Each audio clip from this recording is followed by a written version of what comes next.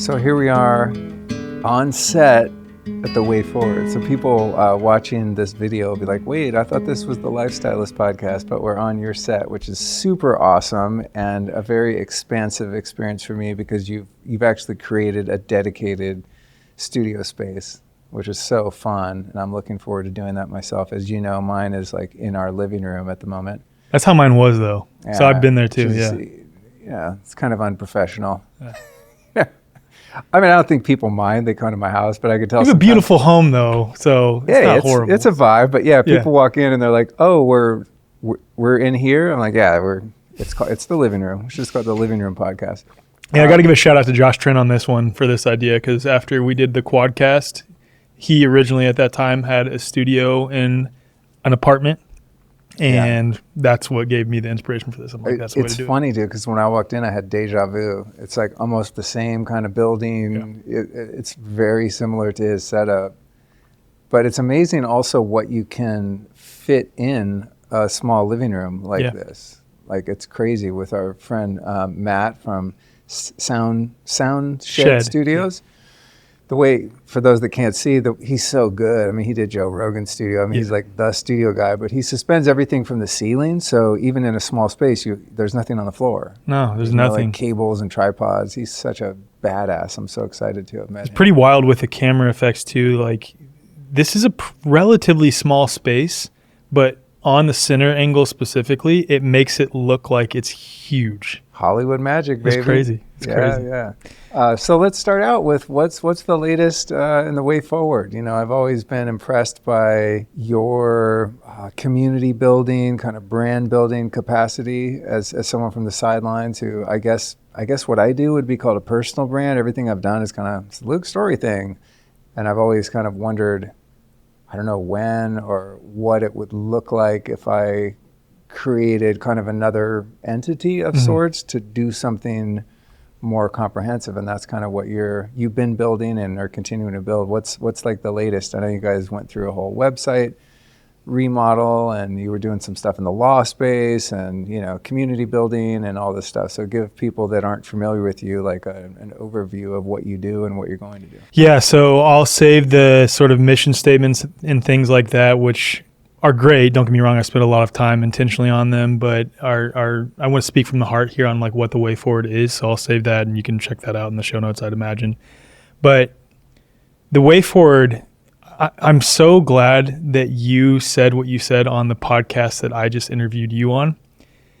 I've been playing with this term like to really describe the essence of what the way forward is as I see it. And it is remembering who we are. Like that is literally the term that I have used. And you said that I just interviewed Luke in my studio for those who don't know. We're going on that was like over 3 hours. So now we got another 90 minutes to go.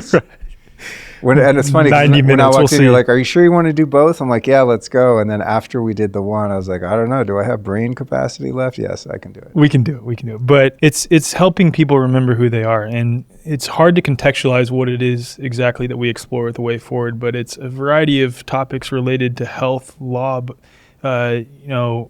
natural living, getting back to the earth, how to commune with each other, possibly looking at ancient history and hidden history to figure out where we're coming from and where we're going. It's sort of an amalgamation of all those things. And the way to describe it is remembering who we are and what we're doing with respect to community building around that, like a community of people remembering who and what we are.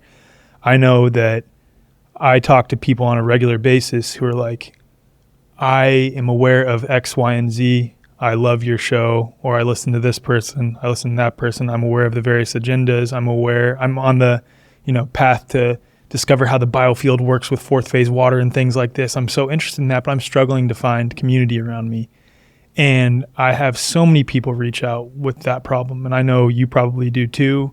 And what we're doing with the way forward is you'll be able to find like-minded practitioners near you, like-minded alternative schools near you, farms near you that you can buy directly from, and then people near you. And that will continue to evolve where if you're a member of the way forward, you can be sure that you'll be able to type in your zip or postal code or just set a geolocation and a radius on our web-based platform that functions like an app and it'll populate all of those things near you. Because the point is, like, yes, it's incredible that we get to connect virtually with like-minded people and have these people we can rely on and relate to, and it's incredibly validating. But it's also incredibly important, especially in this day and age with the emergence of sort of a technocratic system, as I see it and a lot of other people see it who don't fall into the left-right delusion. We can talk about that a little bit. It's going to be incredibly important moving forward, and it almost goes without saying, to connect with in-person community. So what we're doing is we're using virtual tools, virtual means, to help people connect in person. So that's what we're working on right now with the way forward. And actually, I think by the time this episode comes out, because we're in the final phases of beta testing, that platform will have launched on our website. And we're so stoked for it because it's so incredibly important that we have our in-person community together so that we can remember who and what we are together. And something that has always stuck with me with respect to a good friend of mine, Eileen McCusick, and her work as it relates to the biofield, and it actually relates to David Hawkins' scale of consciousness as well. Strong coherent field overtakes and trains weaker incoherent fields, basically bring them into coherence. And the more that you get strong coherent fields in and of themselves as individual people, you could say, people who are very coherent and clear, people who are on the path of remembering who and what we are, and get them together with other people who are doing the same thing, the concentric rings and the ripple effects that creates is something that I think we can't even really grasp. Like the energetics, the metaphysics of that is something that is so incredibly potent. And I know this is long-winded, but to relate it back to Veda Austin's work as an example, Veda did this experiment where, and for those who are unfamiliar with her work, basically what Veda does is builds upon the work of Dr. Masaru Emoto and is showing that water, when exposed to any environment, physically or metaphysically, but in this case, let's say metaphysically, a thought, a feeling, or a spoken word, a song, set water next to your bedside and set the intention for water to show you what it was just exposed to. Water will reflect back its own artistic interpretation of what it was just exposed to when it is frozen using this unique freezing method, which is showing that metaphysically and physically, water is tremendously impacted in terms of its physical orientation and expression by that which it was exposed to. And given that water permeates all facets of this reality, at the very least, biological beings like us, it shows the importance of aligning our thoughts, our feelings, our spoken words, our intentions, our prayers, and all of these things, and they actually have a measurable impact on reality. Now, Veda Austin's experiment with eggs. So Veda did this experiment where she took one free-range egg, which is coming from a chicken that was raised as chickens were supposed to be raised mostly. In America, we'd call them pasture-raised because we have the distinction between free-range and pasture, but for the sake of the argument, it was a pasture-raised egg, let's say.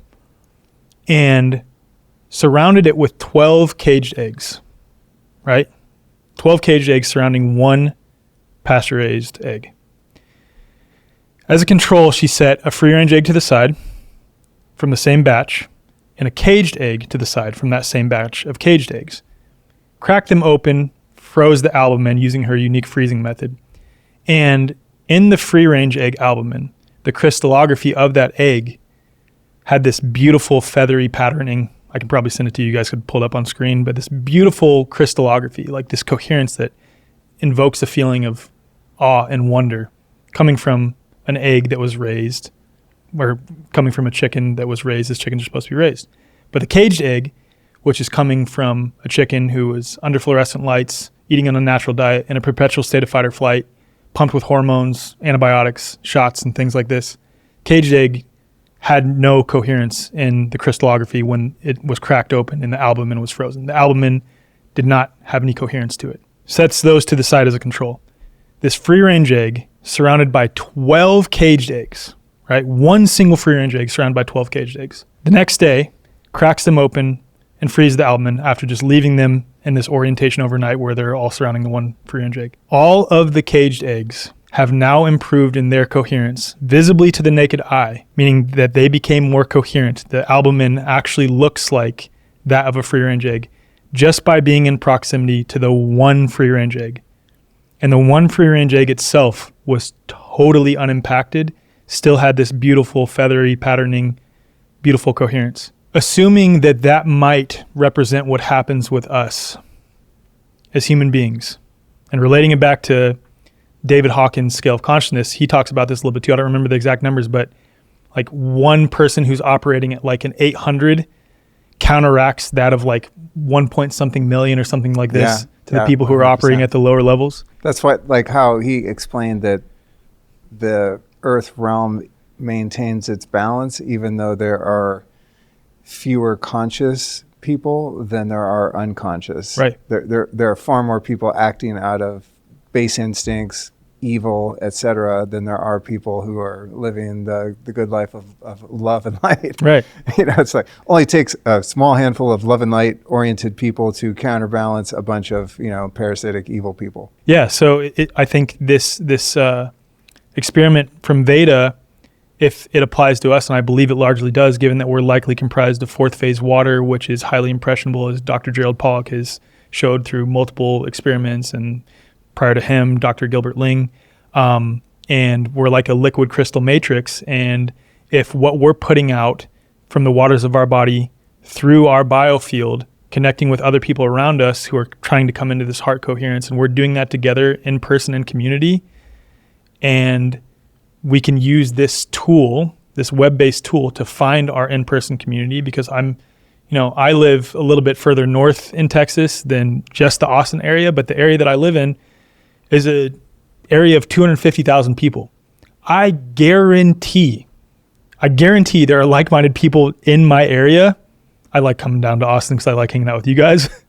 But I guarantee there are like-minded people in my area. I've just yet to find them. But I guarantee they're there. And this will be the tool that allows people to find each other so that we can come into greater coherence, so that we can be around like-minded people, so we can create those concentric rings, so we can be the free-range egg, if you want to call it that. And that's what we're trying to do with the way forward. And it's all on the pursuit of remembering who and what we truly are as human beings. So great, dude. I mean, that's the way forward. It's like when we look at the institutions in the world that are so antithetical to life and happiness and well-being, I think our natural instinct is to want to tear them down, right? But they're so deeply ingrained, and the kind of color of energy required to destroy something is the very energy that built the thing you want to destroy in the first place. Yep. Whereas the energy that you're talking about, to me, reads as, cool, you guys have your systems over there. Good luck with that. We're building our own parallel decentralized system, which is just beautiful. I mean, I don't think there's any other way to create the world that many of us want to see other than that, like constructive, collaborative, unified energy and power that's actually used to build something rather than to try to destroy something that resists its destruction at every turn. Amen. Yeah. Yeah, it's so cool. Yeah, we had, like me and my team, I guess it is a we. It takes a village. Veda was on my podcast. I forget if it was 2023 or 24. Maybe it's 23, and it was the highest download of the year. There's a reason for that. And it was, people always say, well, what was your favorite episode? It's difficult because some of them are really meaningful in the moment, like to me personally. Yeah. Some of them are kind of a milestone, Gabor Mate or Joe Dispenza or someone that I really respect. And it's just like, wow, I can't believe I just talked to that person. But oftentimes my favorite shows are people that are relatively unknown, and we just have like an epic, transformative experience together. And Veda was one of those. I mean, definitely in my top 10 of 9 years, and I don't know how many, almost 600 episodes or something. It was just like so freaking mind-blowing talking to her. So we'll link to that episode in the show notes. And I'm so fascinated by her work, and she's also just such a beautiful soul also. Yeah. It's not like a lot of people do cool work, but you really wouldn't want to hang out with them right. necessarily. She's someone who does really cool work, and you totally want to hang out with her. Amen. She's so awesome. Some of you might know I quit drinking alcohol, 28 years ago, and thank God I did in my case. But that doesn't mean I don't enjoy a great drink at the end of the day or at a party. I'm talking about non-alcoholic though. But the thing is, most non-alcoholic beverages are loaded with sugar and chemicals. And even worse, a lot of them have hidden stimulants that leave you feeling super wired and, of course, destroy your sleep. That's why I am in love with Little Saints. It's a clean, alcohol-free alternative that actually supports my health instead of wrecking it. Unlike other alcohol-free drinks, Little Saints has 0 sugar and only 5 calories. On top of that, it's infused with organic lion's mane and reishi mushrooms. I mean, how cool is that? Lion's mane in itself is a nootropic powerhouse known to boost focus, mental clarity, and even nerve regeneration. And of course, reishi is a classic adaptogen that reduces stress, supports the immune system, and promotes relaxation big time. So after a hard day's work of podcasting or travel, Little Saints is my new pre-bedtime ritual for winding down and ensuring I get killer sleep. To get yours, visit lukestorey.com/littlesaints and use the code Luke and you will save 20% off your first order. And don't forget, Little Saints is versatile. It can be a social enhancement or just a way to enjoy more peace in your solitude. That's lukestorey.com/littlesaints and the code is Luke for 20% off. Well, that's a great kind of starting point. You know, I think of all the people I see online and know personally that have a perspective on world affairs, geopolitical issues, environmental issues, the medical system, apparatus, all these things. I think you're one of the most interesting and definitely like the most thought-provoking on Twitter, for example. There's like a few kind of, I don't know, libertarian / right-leaning pundits that I follow on there.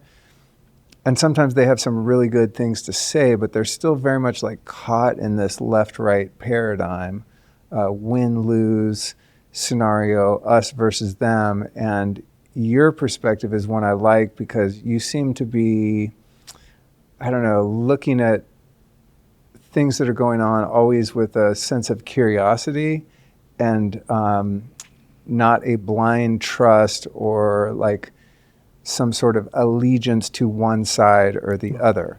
So some people would look at that as like a black pill thing where you're like, oh, they're all evil. There is, all left and right sucks, etc. But I don't think that's your perspective. I think where you come from is like, let's look at this thing from all angles and let's wait and see, right?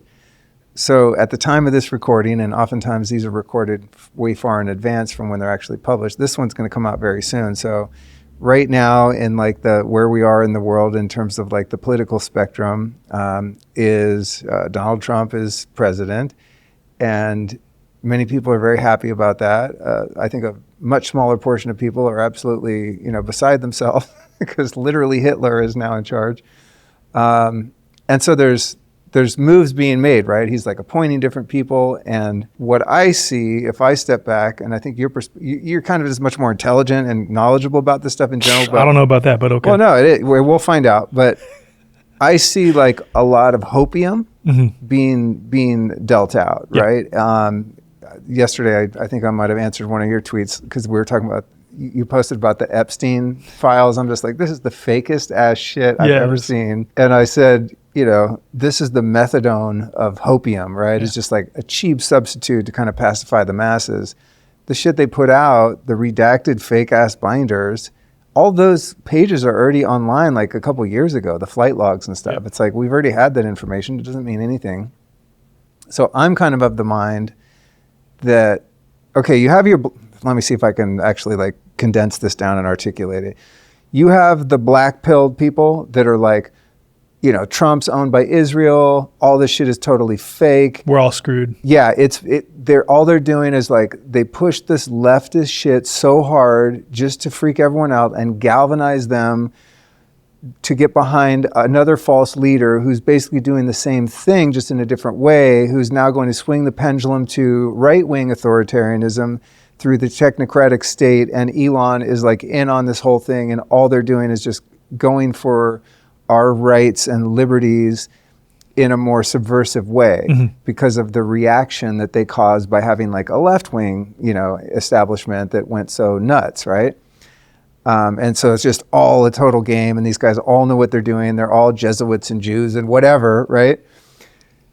I'm of the mind that like none of these people even control anything anyway, that there's people whose names we will never even know in our lifetime that are behind every decision that's ever made at these levels, and that who everyone's freaked out about or happy about being the president is literally the CEO of the United States corporation located in the District of Columbia, who is not running anything at all. And just like there's an owner of a corporation or a board of directors or a group of people that have equity in a corporation, then there's the CEO, the COO, the CFO, et cetera.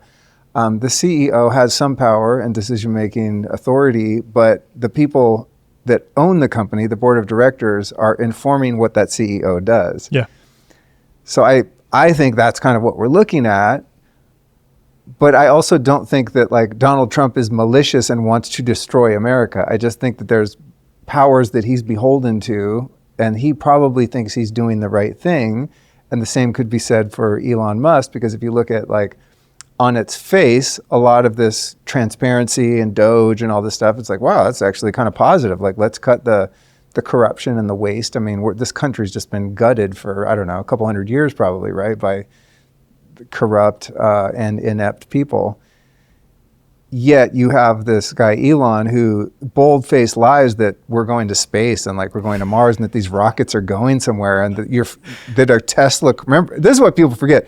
Remember when he pretended like there was a Tesla car with an astronaut in it orbiting the Earth? I mean, this guy is a liar. Right. So it's like, okay, he's not trustworthy. This guy is totally lacking integrity. He's absolutely like a liar, but is still seemingly doing some cool stuff, So I don't know that there's any way to like make any sense of any of that.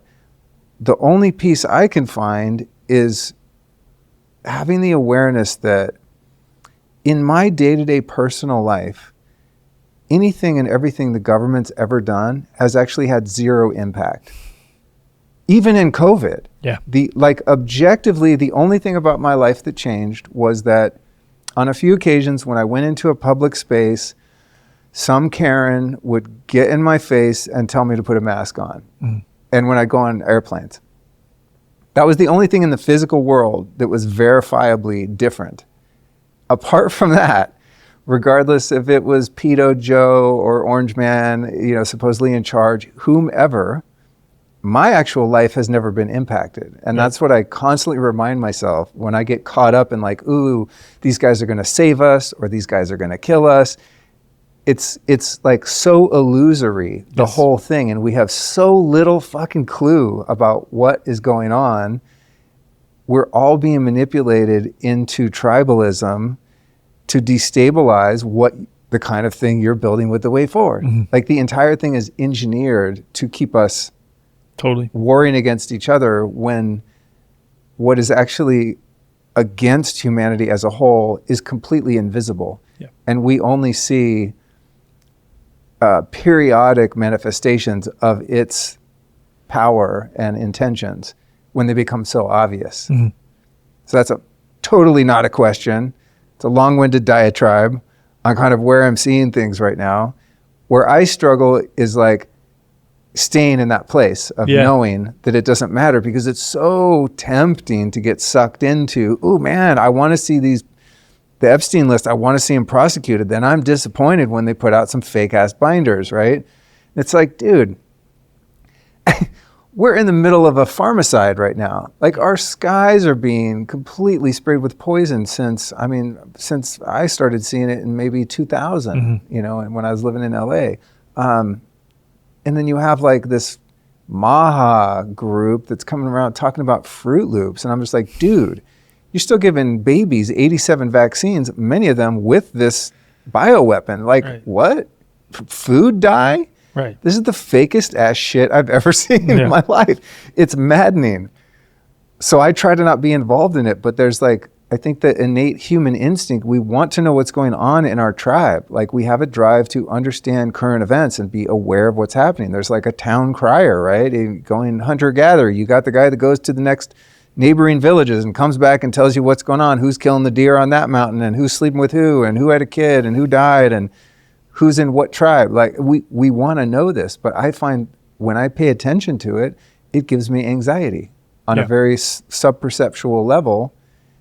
Meanwhile, none of it fucking matters at all in my real life. Amen. So I don't know if there's a question dude, in there. I have a lot to say on that. So unpack, Maha, is Trump the savior? Yeah. Is he the devil? Does he know what he's doing? Does he have ill will? Is he totally controlled? Because and that's the last thing I'll say. Objectively, geopolitically speaking, I would say things are looking like they're improving. Totally. Based on where we were a couple years ago, where you just had like a complete puppet set on blatant destruction of the entire country, if not the world, right? So now like you at least have someone feigning, trying to make some small improvements, even though they're not the improvements that I really want, like totally annihilating this I can't even say it. mRNA shit, chemtrails, like all these towers everywhere. The things that actually matter to me are being totally ignored.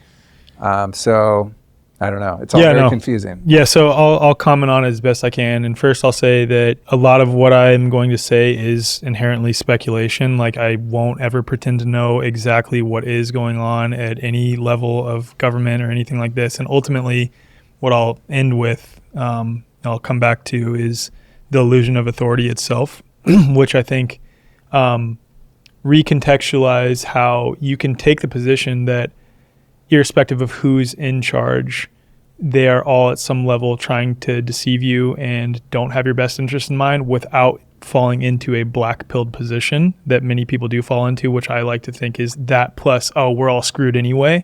I don't think that at all. Not even a little bit. I don't even think a little bit that we're all screwed anyway. So I'll come back to that.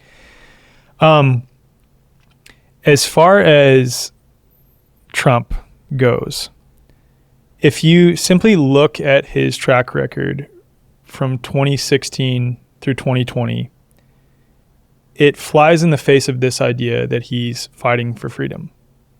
And that's all I can go off of with respect to my perceptions for him. Like I could comment over and over again. I could find so many different ways that what he did, signing the CARES Act, which initiated the largest transfer of wealth from the 1% or from the people to the 1% that the world may have ever seen in recorded history that we know of at the least. One example.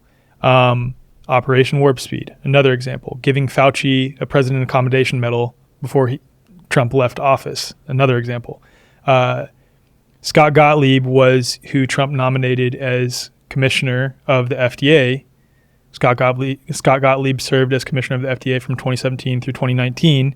While commissioner of the FDA, one of the things that he did is help expedite the approval process of experimental drugs and therapeutics. Scott Gottlieb leaves the FDA, joins Pfizer, where, through Trump's Operation Warp Speed, an experimental drug is expedited in its approval process. So, again, I could go on and on and on about things like this. His opinion on, red flag laws, so many things. So that's what I have to go off of.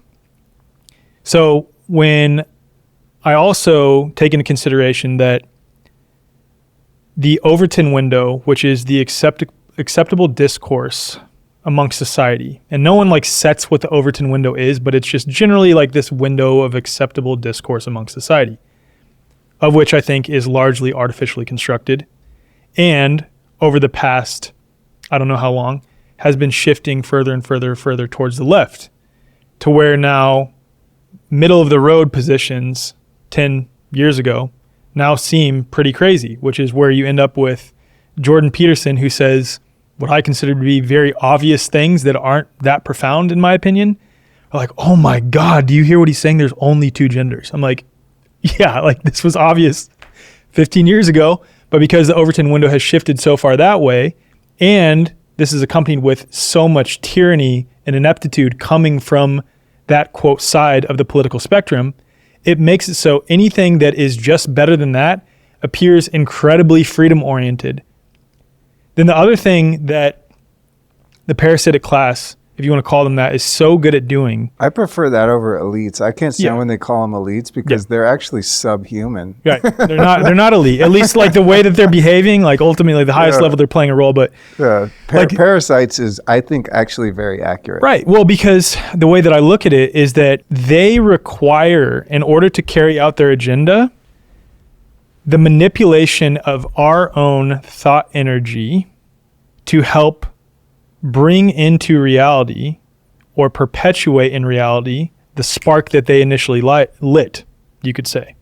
Like one example of that, and again, I'll get to this later, is the illusion of authority itself. Like the belief that is held, irrespective of whether you oppose authority or whether you're pro-authority, the collective belief is a recognition that men and women who call themselves, quote, government, are authority, which perpetuates their ability to do whatever it is that they do.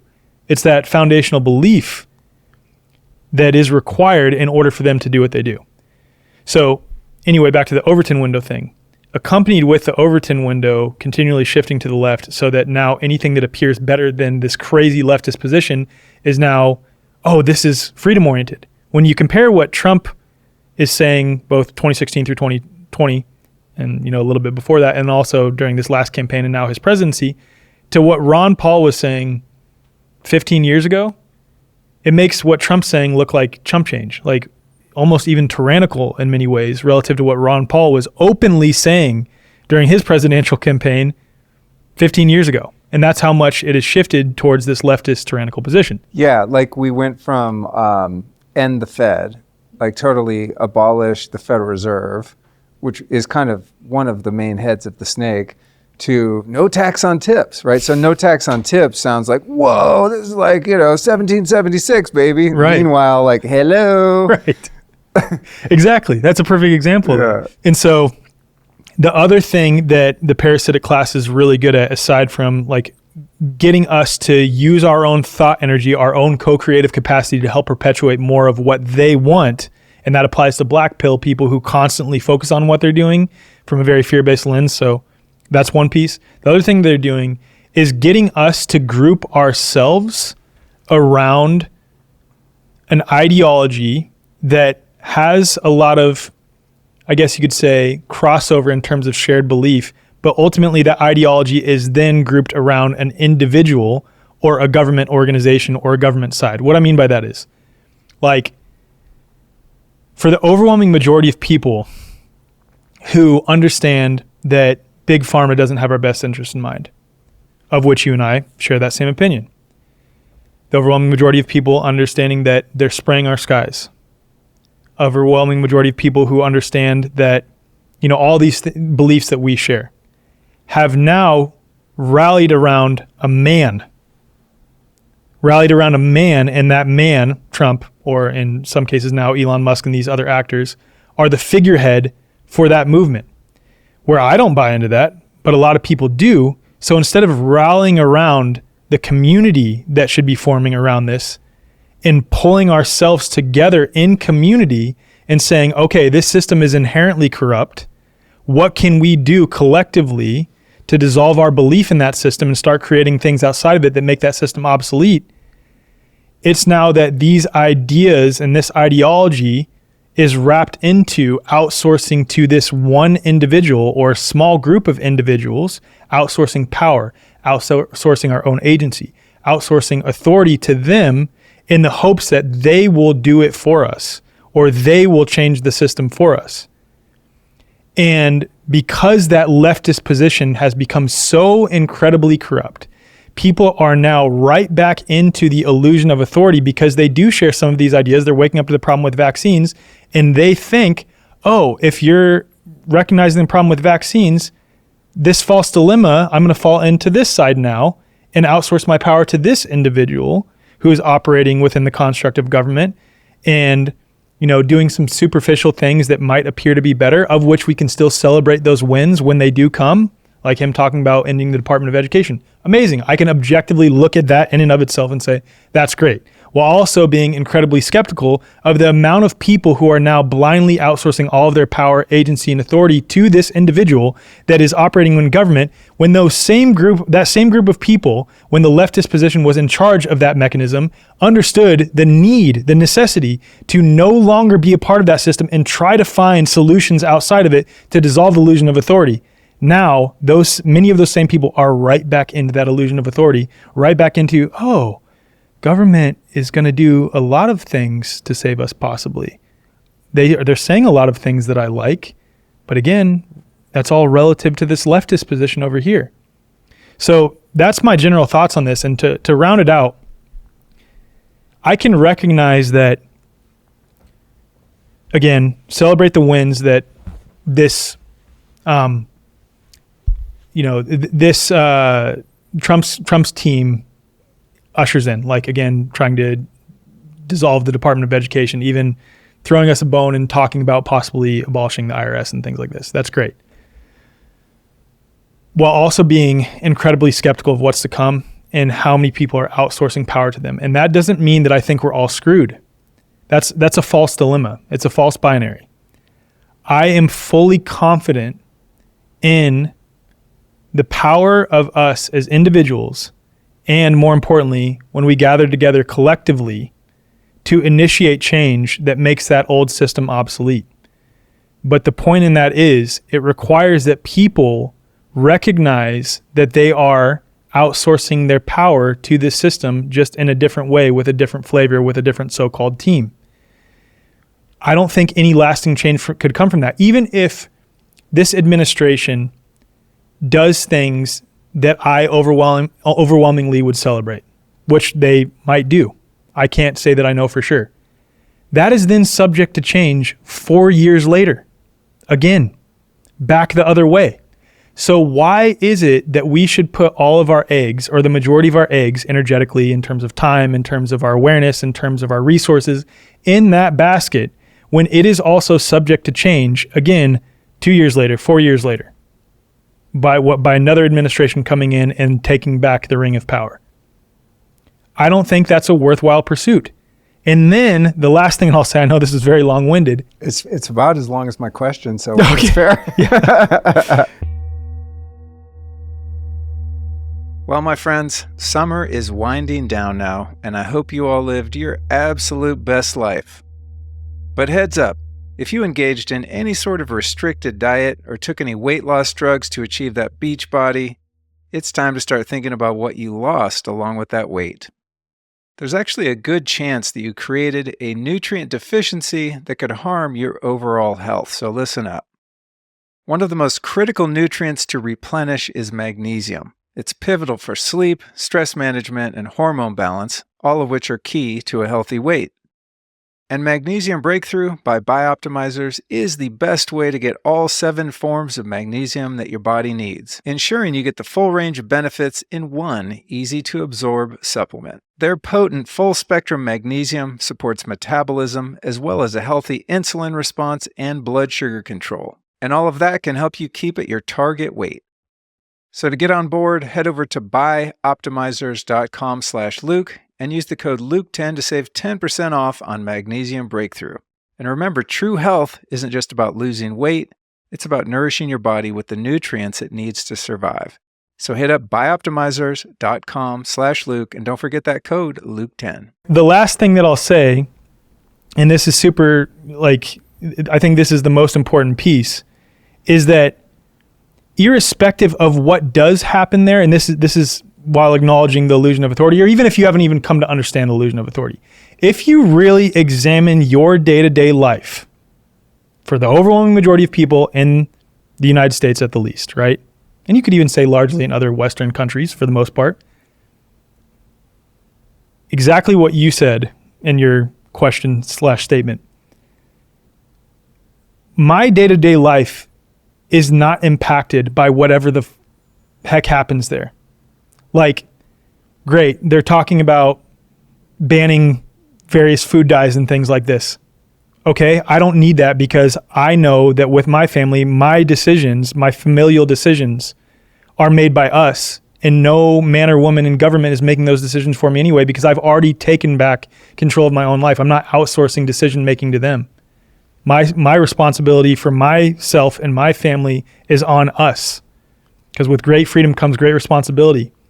And I've acknowledged that in my own life. It doesn't matter what they're doing. And even like when it comes to, okay, people will say, yeah, but Alec, they're spraying the sky. And don't get me wrong, they are, and that is objectively wrong. And I hope that, this administration, this is one thing that they could do to acknowledge that and get that to stop. That'd be great. But who knows if they will, and I'm not relying on that.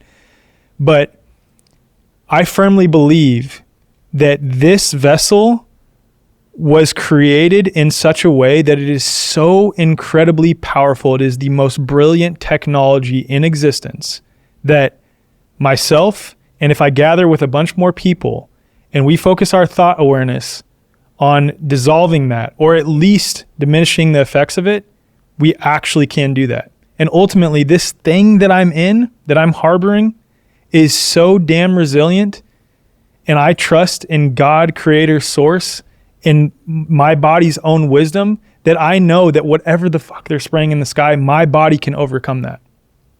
And I think when you take this position, it makes all those conversations just totally nonsensical. And that doesn't mean that I don't draw awareness to them sometimes, but it's because I think that what I do with my audience is go through my own internal processes on what I think about something in order to reflect back to them, so that someone else who follows me might be able to be like, oh yeah, you know what? I was outsourcing a little bit, or I was buying into false hope instead of buying into the power of us as individuals and as community. And that's why I do comment on them sometimes. But I hope that answers your question. Yeah, totally. I mean, it's a great opener to this dialogue, because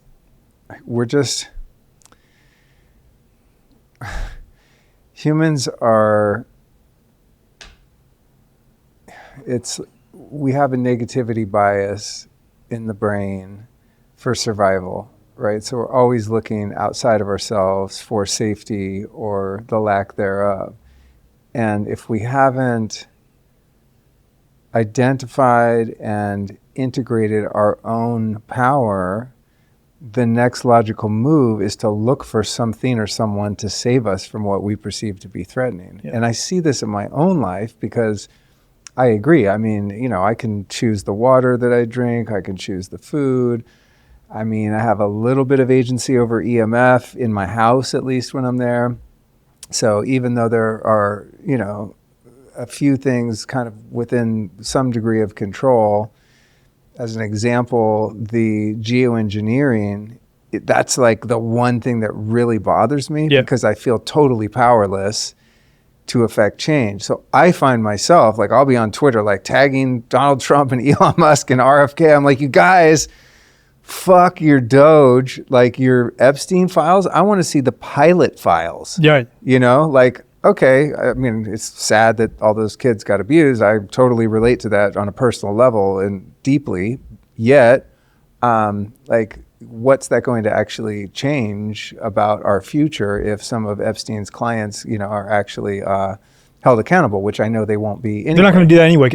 Let me comment on that one more time real quick. Yeah. It's like, again, I'm not saying that you shouldn't do that either. Like, I hope that they take that on. But the more that I outsource power and agency to them, and I as one individual do it amongst a sea of other individuals who are looking to them to do it, instead of all of us making decisions collectively. Like when you bring up, it would be a little bit difficult and it would take some time when it comes to geoengineering, but we can affect change. We remember those pilots are human beings in and of themselves. I used to be an agent of the state. I went to West Point, the world's preeminent government indoctrination camp. I was fully indoctrinated to believe that that was the right thing to do, to be a part of this machine that is the Department of Defense, quote, fighting for freedom against enemies, foreign and domestic, right? And if I can wake up to the problems with that, so too can all these other people who are acting as agents of the state. And what it requires is that those of us who can see what's going on truly embody our own position and continue to educate people to, rather than vote for a new authority figure, vote with their dollar, vote with their decision making, because just like you said, you can control your EMF environment in your own home to a large degree. yeah, you go to hotels and things like this, and they are riddled with non-native EMFs. But the more that those of us who are just average people take back our own power and make decisions ourselves and then educate others openly, unashamedly, authentically, and stop trying to rely on government who has time and time again given us false hope when a new person comes into power, the more that it will actually create change in the real world to where hotels won't have freaking anyone come there because it's like, oh, the people are now aware of non-native EMFs and they don't want to come to our hotel unless we deal with this. I mean, you saw some companies do that over the last 5 years where they are sort of forced to change because of not government doing anything, but societal trends of people now being hip to certain things. So it's like, oh shit, if we want to save our bottom line, we are going to have to adjust a little bit to this. And that's the real power that we have individually and collectively. Totally, man. I mean, I think about that with, when I'm on Twitter trying to get one of my fantasy saviors to do something about geoengineering, for example. And then I was doing that yesterday, and then I got a text in our law dojo, and someone's like, hey, I'm doing the Cal Washington in power thing. We're going to start litigating against, 5G and chemtrails. And I was like, I'm too busy, Right. Which I am, I have my own way of kind of contributing to that solution. But that's a lot harder to open that text, join the group, go on some Zoom meetings, figure out who we need to litigate, who's going to spearhead it, how do we prepare the motions, how do we file, yada, yada. I mean, there's a lot to do and a lot to learn. It's a massive responsibility. And myself included, I'm like, too hard. I'm just going to tweet at, some person that I assume to have authority to protect me and save me from it because I don't want to deal with it myself. I mean, that's just one little example of what you speak to here. It's just, we're ingrained, I think, from being in school. And like, you ask the teacher permission to go to the bathroom. It's like, what? My body wants to do something. I don't need to ask anyone. I go do it. Right. You know what I mean? It's like, I mean, from day one, even our parents, giving birth to us in a hospital, it's like the man in the white coat is their authority telling them how to handle us from the time we enter this world. And we observe that on some level and we follow that. I think like when you turned me on to, what's it called? The greatest superstition? What's the most dangerous superstition? Most dangerous superstition. Dude, I've read a lot of books that have been meaningful to me and I would say changed my life. That one by Larkin Rose, and we'll put it in the show notes. I mean, that just nuked my entire worldview in terms of the external world. Because he so clearly makes the case that like our single issue as a species is this delusion, this hallucination that any man or woman has any authority to tell us what to do. I mean, it's like so simple, you can't even get the gravity of it, right? It's like that is the root cause of the entire fucking problem, is that we somehow buy into that. And it's like, if I think about it in my own life, let's say I'm a control freak because I feel inherently disempowered and weak. And so I feel like telling you and her like what to do when this podcast ends, like, hey, go pick up that thing. Hey, put these other pants on. Like, what? You guys would be like, get the fuck out of here. Right. Who are you to tell me what to do? But if I come in here in some kind of uniform and start telling you what to do, oh yeah, no, yes sir, Luke, why? Right. What is that? That's insane. Right.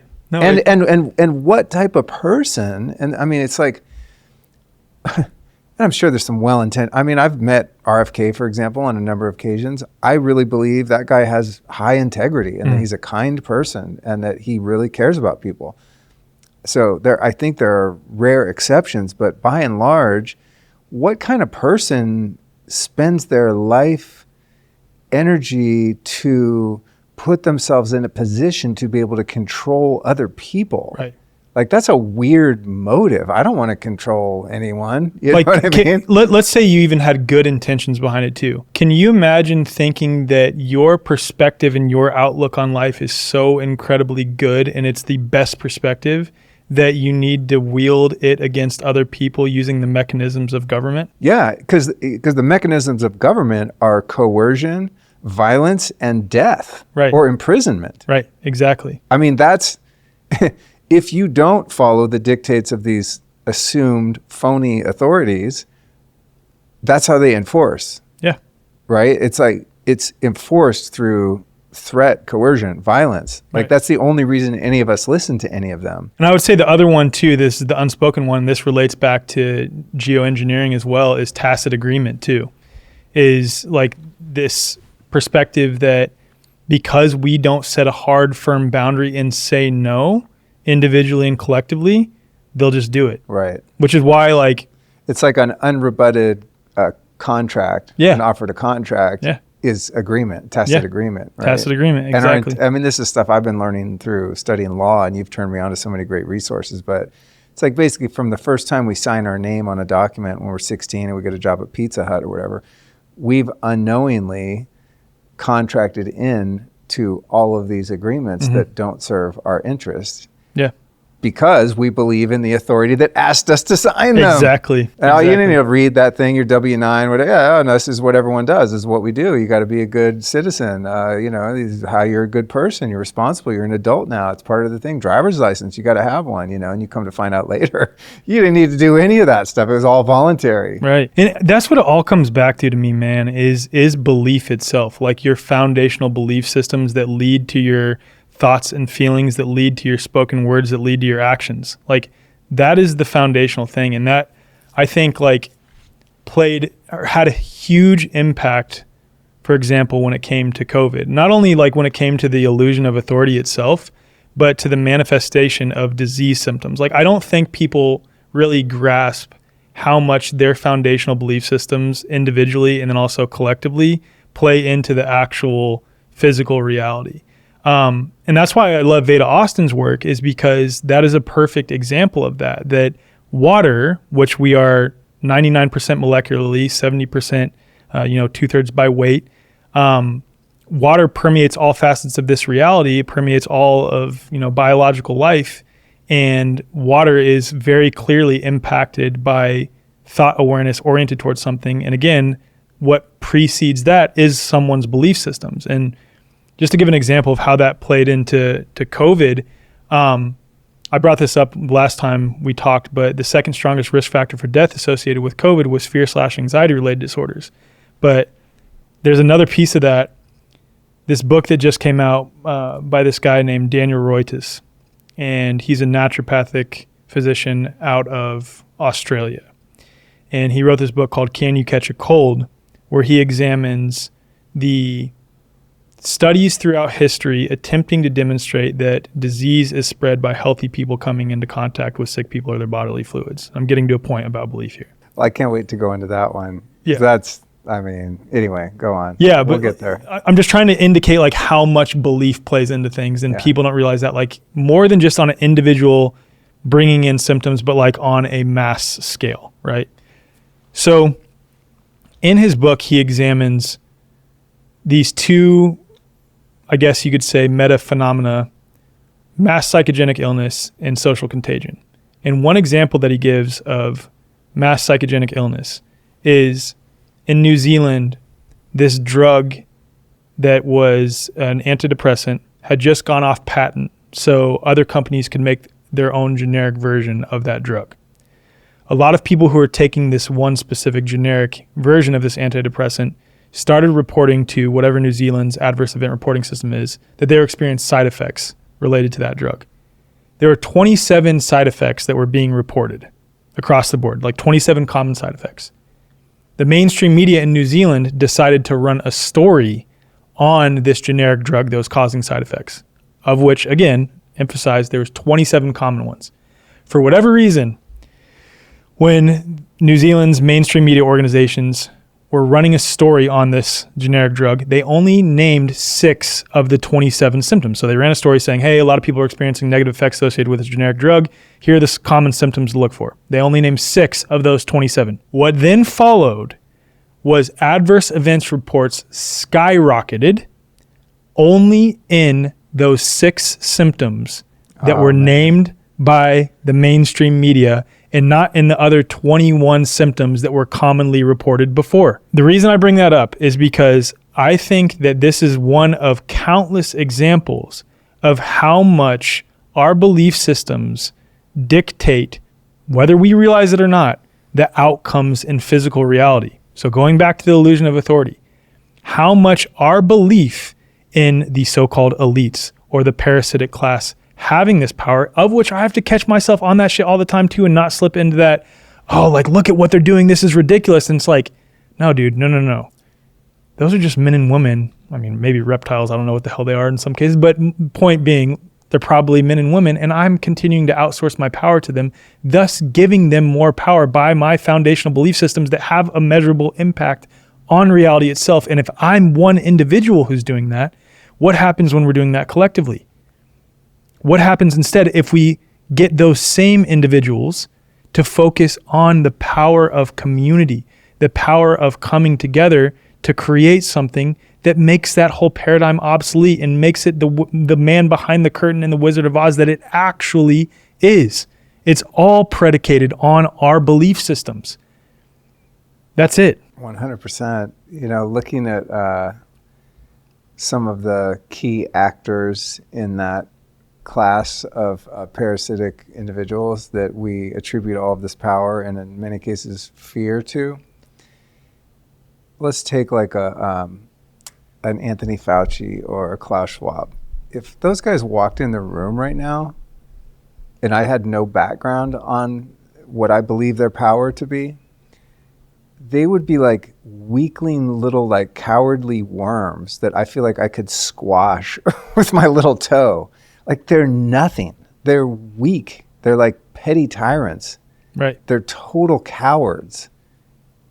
But when I see them on social media doing this and that, and it's like part of me hates them, but the hate really is a cover for fear. I'm like afraid of the power that they have over me and my life and the way they're going to hurt people that I love and hurt society as a whole, etc.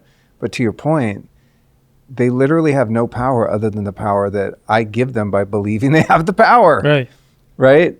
Like if that, it's like the uniform example I gave you, you know, if it's like when I went in Whole Foods during the pandemic and, you know, if like a customer came up to me and said, you need to be wearing a mask. I'd be like, pfft. But if the manager came over in their little Whole Foods shirt, I mean, I didn't respect them, but I was more afraid of them than I was the customer, Karen, because I want to get my bananas or whatever, you know, there's something there that I want and I believe that they have the power to prevent me from getting it, right? But if you switch those people and just put one in the costume and one not, now I'd be afraid of the other one, even though they're the same person I just wasn't afraid of. Wild, right? Yeah, it's like, it's so much of this is like a mind game. And we all do it. And that's where it's important to have people around you who are of the same mindset, because it goes without saying that it's much easier for multiple people to stand up to some paradigm than it is for just one person to do it by themselves.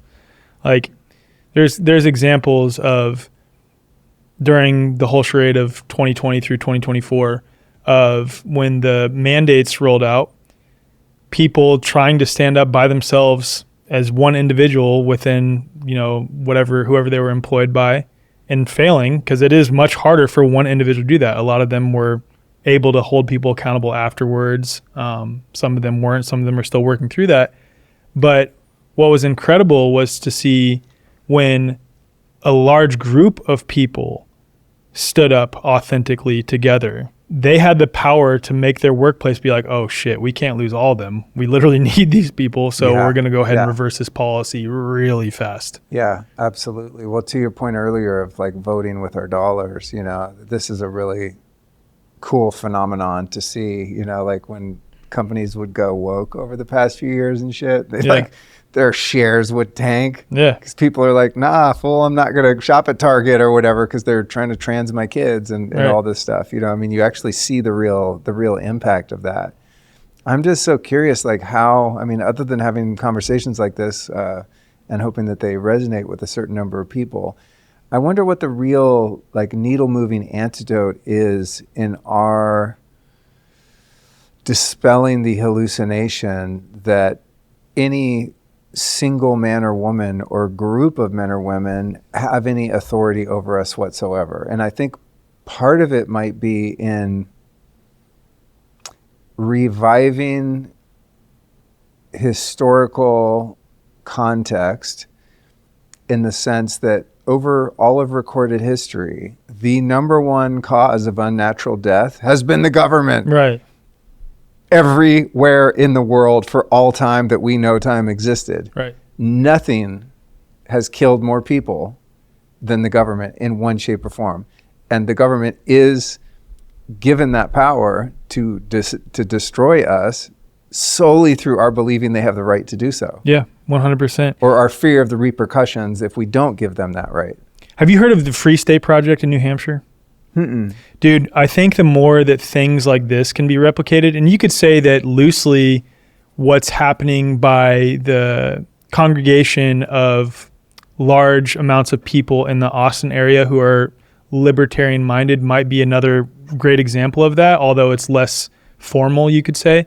But the Free State Project is a project that I don't remember exactly when it started, but it's a formal project. It's literally an organization. I believe they're a 501c3 or 501c4. Anyway, that the intention is to get libertarian or voluntarist, agorist, anarchist-oriented people to move to New Hampshire en masse. And so I interviewed Eric Brakey, Oh, wow. the CEO I'm all in, but then I realized it snows there. Yeah, but the more that things like this can be replicated, not that everyone needs to congregate in one area, and that's why, like, shameless plug again for the platform that we're creating is like, I guarantee you will find people around you, and the more that you have 10, 15, 20, 30 people around you, the more that you're going to start feeling more powerful, more emboldened to share that message amongst other people, which is going to have more people come on board. You're passing out Larkin Rose's book and things like this.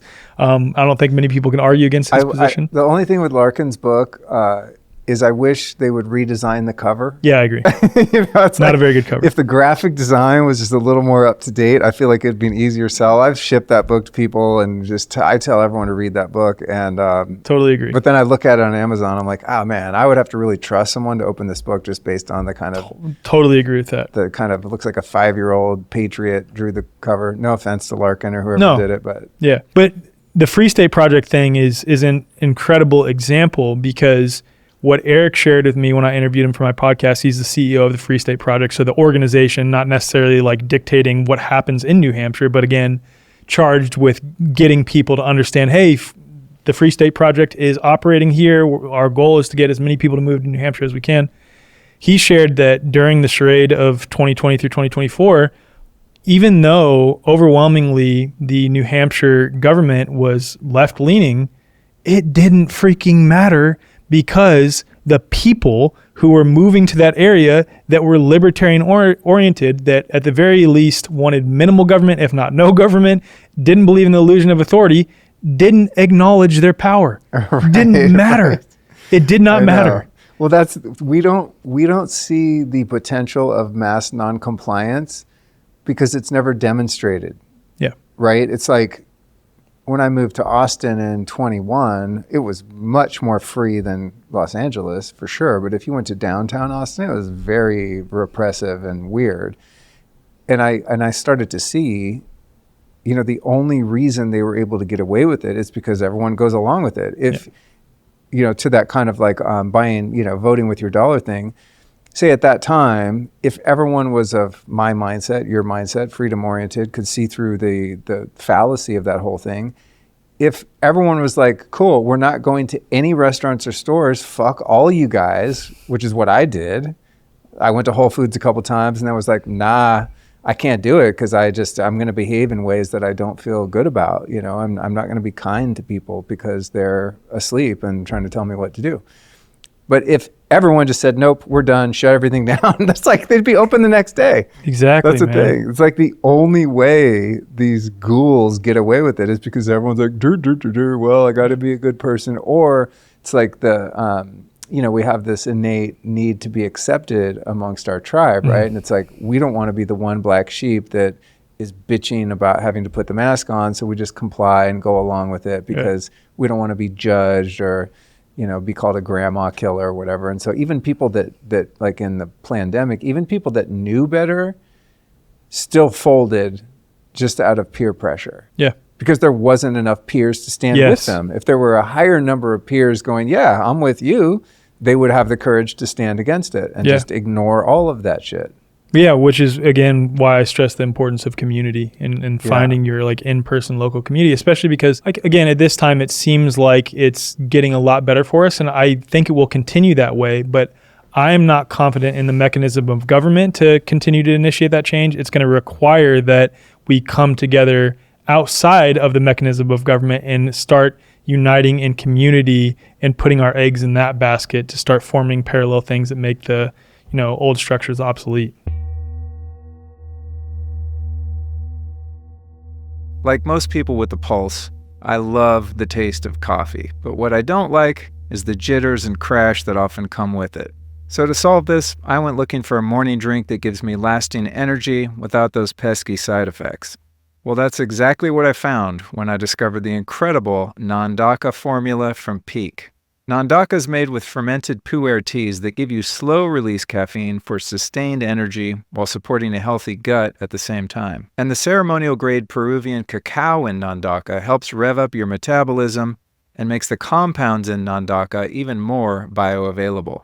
And it goes without saying, to make something part of my morning routine, it's got to taste incredible too, and this one does. It's like a creamy, spiced hot chocolate. To make my morning drink, I throw 1 sachet in a 1.5 cups of hot water, froth it for a few seconds, and I'm good to go. And for a limited time, you can get 15% off Nandaka, plus a free rechargeable frother and cup over at peaklife.com/Luke. That's PIQUELIFE,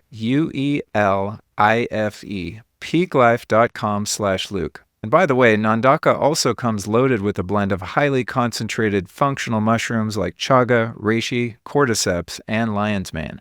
All these ingredients work together to relieve stress and improve your mood. Nandaka is an awesome morning ritual. In fact, I've got a cup sitting on my desk right now to power me through these promos. So to get your hands on some of this stuff, head over to peaklife.com/Luke and get 15% off Nandaka, plus your free frother and cup, all for a limited time. One of the pushbacks that I think is common when you start bringing up the radical idea that no group of people has the inherent right to rule over another group through violence, threat, coercion, death, etc., is that, well, I mean, someone has to run things because people aren't trustworthy and humans are dangerous. I mean, we're like these feral animals, so you have to put someone in charge of us when we're in large groups of people. And, I know Larkin's answer to that is like something to the effect of, okay, so you have a group of people and you can't trust them to do the right thing. They're going to hurt each other, exploit each other, violence, etc.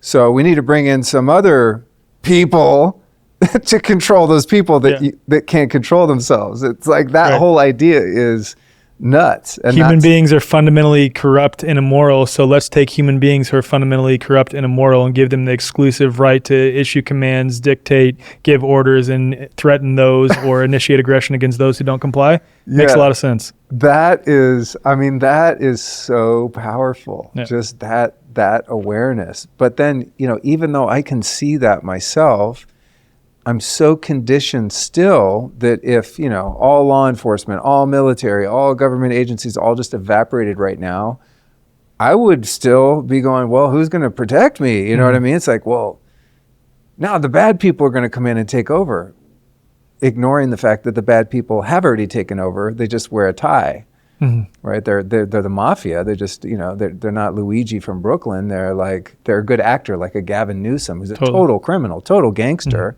But just, is it also a really great actor? Or not even very good in his case, but like Obama, like great actor, total criminal, total mafioso, thug. I have thoughts on that. So first I want to say like the overwhelming majority, well, I can't say the overwhelming majority, but from my perspective, a large amount of the people who are in law enforcement in the military, because I was one and I was a well-intentioned person, I think, are well-intentioned people that do actually just want to do good to protect and serve and serve their country in the case of the military, but are being used in ways that are not that. Or when it comes to police officers, are just policy enforcers where they're making sure people they're not tailored towards just making people don't infringe upon each other's rights. It's well beyond that. They're policy enforcers for these nonsensical, nonviolent crimes that have nothing whatsoever to do with like protecting the community.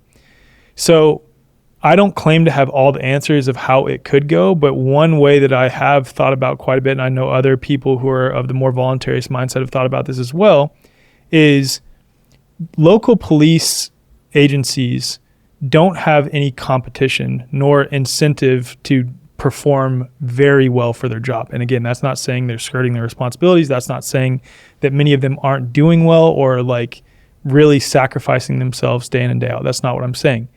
But if you had a system where it was effectively systemless and there was competing private, you could say, security forces that you could hire in your local area that would have an incentive to perform well because they would be competing in an open, free market against other private security forces.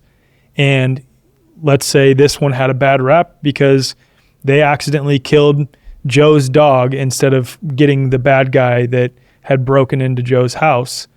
They would get negative reviews relative to this one. So they have a very strong incentive to perform well because they know that if they don't, people will stop hiring them in an open market. Or maybe I have an arsenal of guns in my house. Or maybe I live in a neighborhood where everyone's doing their trauma, their shadow work, their childhood trauma healing. So they're understanding the necessity to not project their own unhealed shit on other people. I'm like, you know what? I don't feel the need to pay for this service, but thank you though. I don't actually feel the need to pay for any protection because my community feels very safe.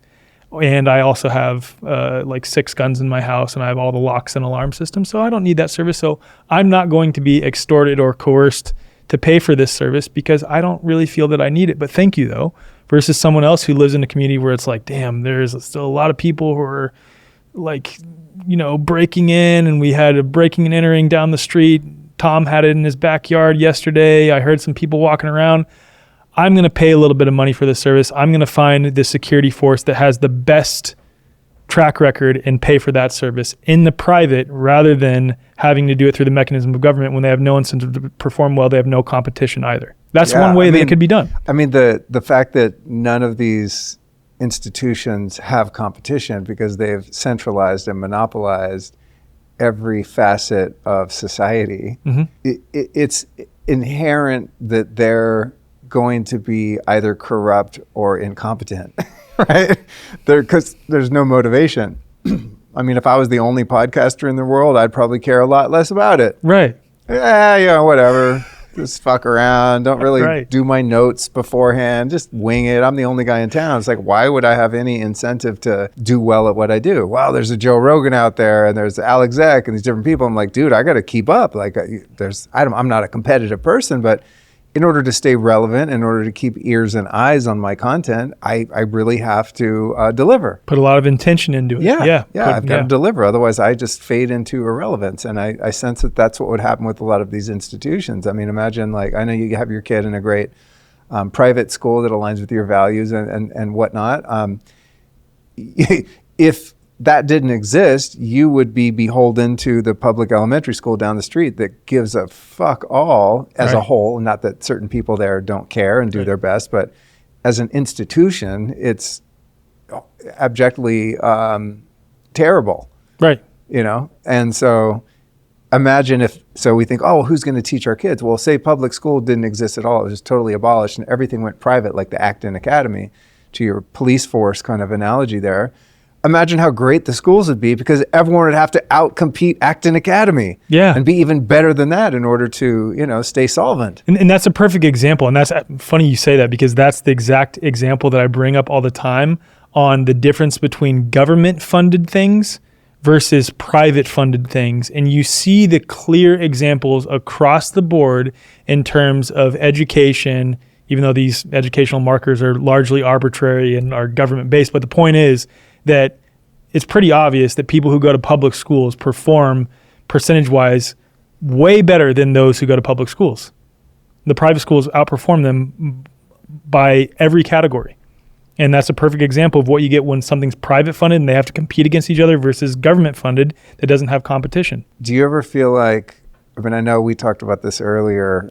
I think we share the perspective that we chose to come here as a soul because of the opportunity for growth, right? And so you need to come into a place that has a bandwidth from very low consciousness to high consciousness potential so that there's something to work up toward. Otherwise, you would just come in at level 1,000 and what's the point, right? We're already all postgraduate, so we need kindergartners. And so some of us come in and maybe we're kindergartners and we move up the scale of consciousness and awareness of who we are, remembering who we are, why we're here. But sometimes when I look at this shit, I just go, dude, I'm on the wrong planet. Like, get me the fuck out of here. What am I doing here with all these NPCs in this broken ass system? Why are we even having a conversation about the relevance or validity of someone else telling me what to do? Mm-hmm. Like, what are you talking about? You put on a tie and like go on TV and all of a sudden like you're making some codes and statutes, and if I don't follow your arbitrary bullshit codes and statutes, you're going to come and physically assault me and hold me at gunpoint and throw me in a cage? What? I was like, what is happening? Yeah. I don't know. Sometimes I'm just like, what am I doing here? Yeah. And that's where, like, I don't know, we've had so many conversations today, so I don't know if we said this on this podcast or when I interviewed you for mine, but it's recognizing that these are just catalysts for our own development, ultimately, at the end of the day, for our own, whether you want to call it soul growth or the growth of the one mind, as I see it. They're all purposeful. Like, we're supposed to rub up against these, so-called parasitic class, and they're supposed to play that role. And if we recognize what they're doing as an opportunity for our own growth, for our own formulation of ideas and creative pursuits to create things that are better and more aligned with God and more aligned with earth and more aligned with community, it's an incredible opportunity. We just have to see it as that. Like, dude, if it wasn't for 2020 kicking off the way that it did, I wouldn't be sitting here with you having this conversation. I wouldn't have the way forward. I wouldn't be doing any of this stuff. I was an officer in the Army at the time, knew that I wanted to get out of the Army, knew that I needed to get out of the Army, but I was thinking about going to physical therapy school, chiropractic school. This is late 2019. And then when 2020 kicked off, I just felt a spark ignite in me. I saw the opportunity, like, oh, natural health is being made fun of and people are calling it pseudoscience and quackery and things like this. And I witnessed two people I love drastically reverse conditions via adopting what they're calling pseudoscience and quackery. I know that this is ultimately for mandatory pokes for all people. I need to say something. So I started speaking. And then that led to me following the, proverbial bouncing ball down this path of just following my own authenticity. And it was because of the Klaus Schwabs, the Bill Gates, all of these so-called nefarious actors in the parasitic class. So it's being able to recognize that, like, in the illusion of duality, I am playing this role where I push up against them. And I am going to call out what I believe to be things that are evil and immoral and corrupt and inhumane and not in alignment with God, not in alignment with love, not in alignment with community and the earth, while recognizing that they're there to play that role so that I deepen the expression and authenticity of who I am if I just recognize these situations for what they are, an offer, a gift for deepening my own self-exploration and deepening who and what I am and what I'm doing here. Great catalyst. Yeah. I mean, that's the thing when you are experiencing what you don't want in your life. What else is that going to do but motivate you to find and create what you do want? Yeah. If everything was already as we wanted, there wouldn't be any inertia for change. We'd all just be like frolicking in the joy of being human. And, it's probably how it is when you leave your body. That's the sense I get. If you go to what they call heaven, then all this shit goes away and you are just bouncing around living your best life. But we must come here and choose this. Don't you think that could get, like, I won't say boring after some time though, which is why, probably. You know what I mean? Like, you don't, it's not that it gets boring. I mean, it's like probably total bliss all the time, but it's like, just like we were talking about in the last conversation, the richness of love, of bliss, of joy, like genuine joy, is so much greater when you have experienced pain and suffering and, grief and all of these other things. It makes it so much more rich. The experience is so much more like, I appreciate this more. Yeah, I mean, without adversity and nothing to push against, I don't know that you could make any progress. So if your goal is to make progress, unfortunately, you need adversity. Right. I think that's the thing I have a difficult time reconciling. Like, yeah, but I want the progress, but I don't want to go through the challenges that it requires. Right.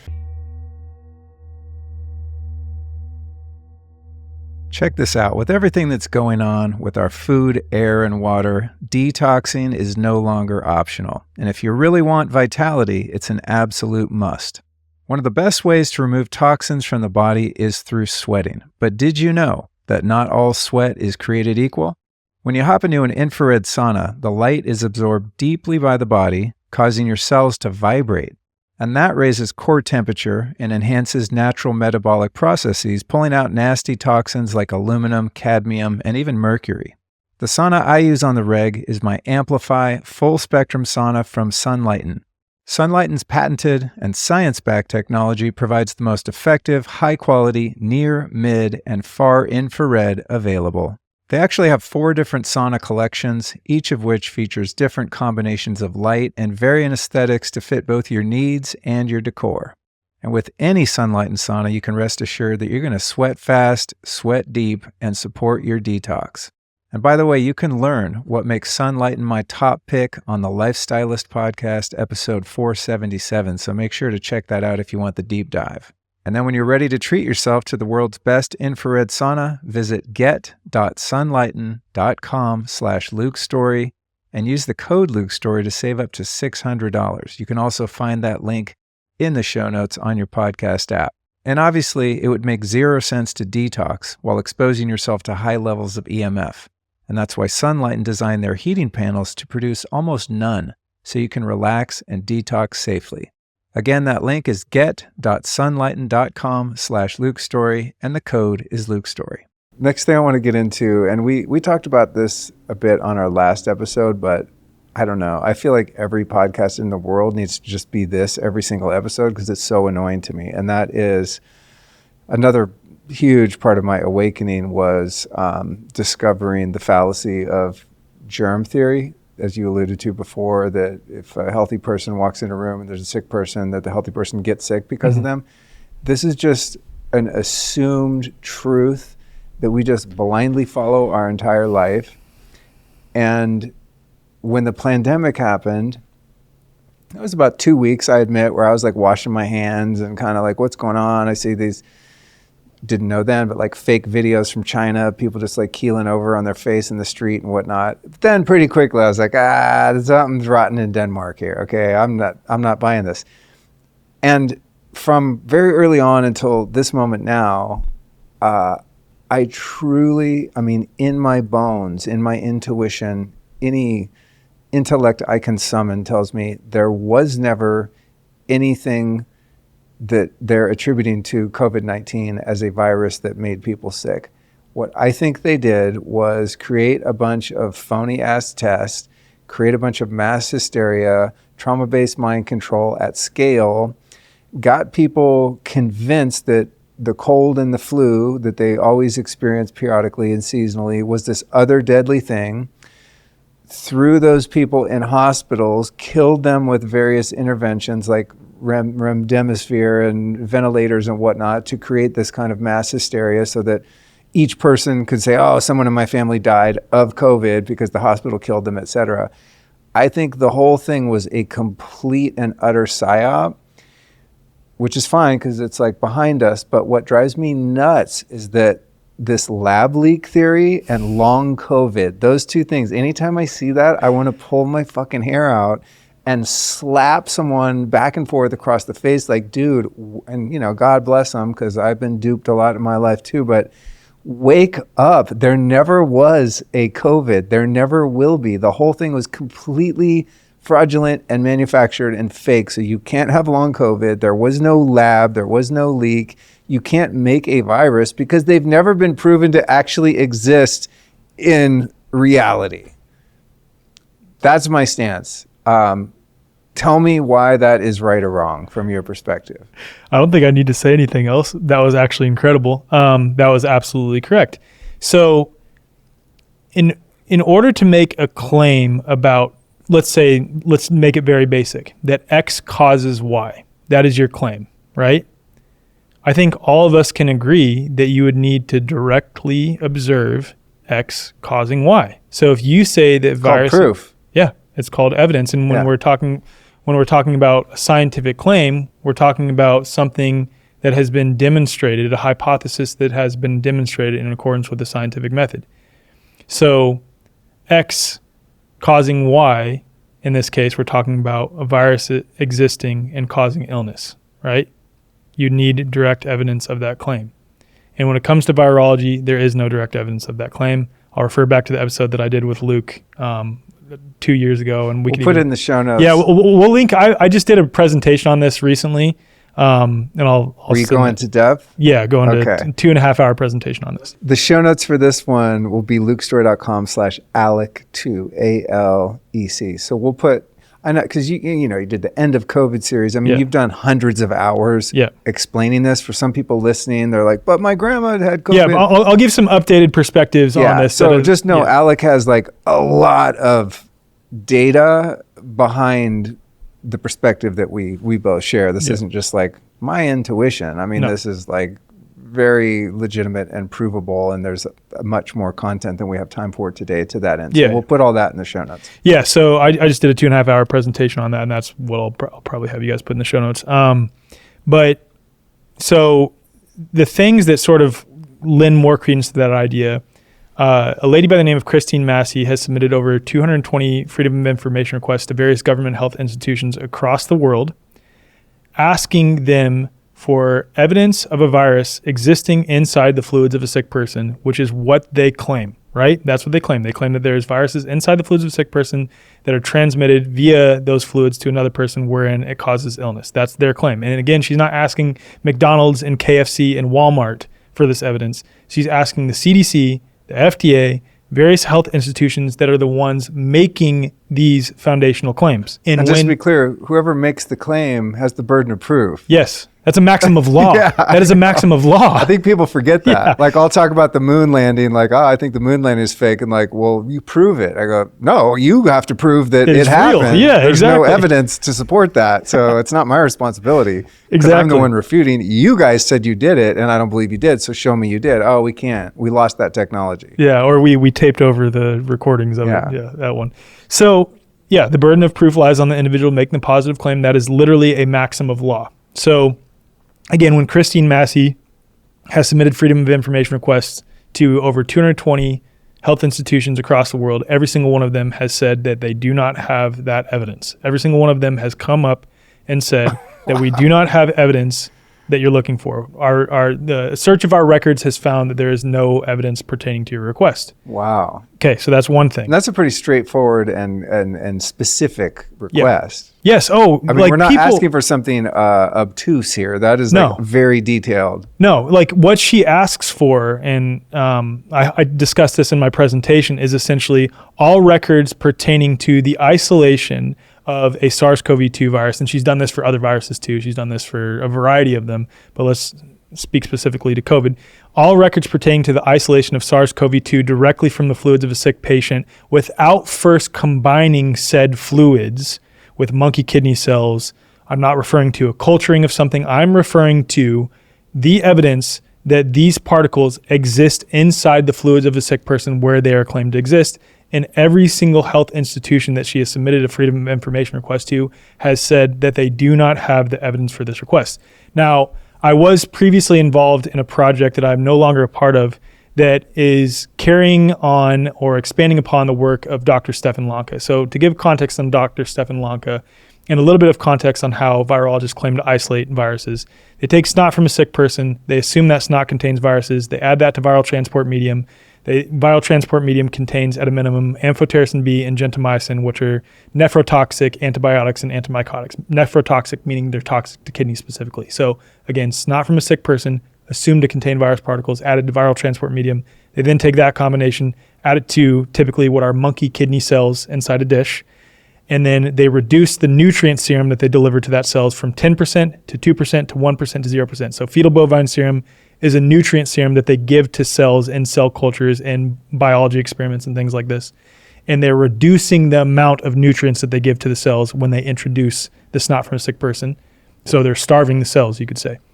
They're also adding more amphotericin B, more gentamicin, which again are nephrotoxic antibiotics, antimycotics that they say are there to keep the environment sterile and free of fungal and bacterial growth, but nonetheless have a nephrotoxic, meaning toxic effect to kidneys, and they're adding these substances to monkey kidney cells or human embryonic kidney cells. Okay. After all those substances are added, and again, the snot is assumed to, but never verified to contain virus particles, just assumed. After all those substances are added, the cells, these monkey kidney cells or human embryonic kidney cells, after all those things have been added to them, break down, experiencing what is called a cytopathic effect, which is cell injury or death.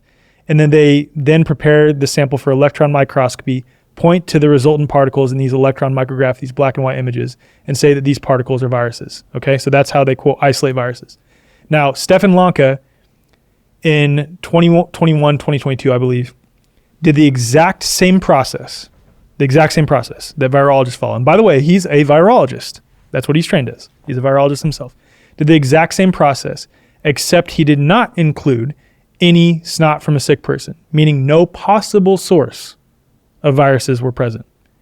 The exact same results happened, meaning the results that virologists point to as the foundational evidence for the existence and pathogenicity of viruses, Stefan Lanka completed without any possible source of a virus present, thus falsifying the idea that cytopathic effect in culture is evidence of viruses. Now, that's already crazy in and of itself. He's falsified the foundations of virology. Another group of people has done the exact same thing 90 times. And not only that, but has employed objective verification methods, this thing called Countess Cell Viability Analyzer. And what that is that this machine analyzes the cells in a dish and gives an objective rather than, with your eye analyzing the image like, oh, it appears that this number of cells has experienced cell death. It gives an objective measurement of how many cells have experienced cell injury or death, cytopathic effect, which again, they point to as evidence of viruses. Did the same exact procedure that virologists follow 90 times without any sample of snot from a sick person, meaning no possible source of a virus was present at all. In all 90 out of 90 times, they got the exact same result objectively with this Countess Cell Viability Analyzer that virologists refer to as evidence of viruses. Not only that, some of those samples were sent to another lab, blinded, in which those labs were told, we want you to do transmission electron microscopy on these samples and just look for extracellular vesicles, which is another term for some of these particles that you see on these electron micrograph images.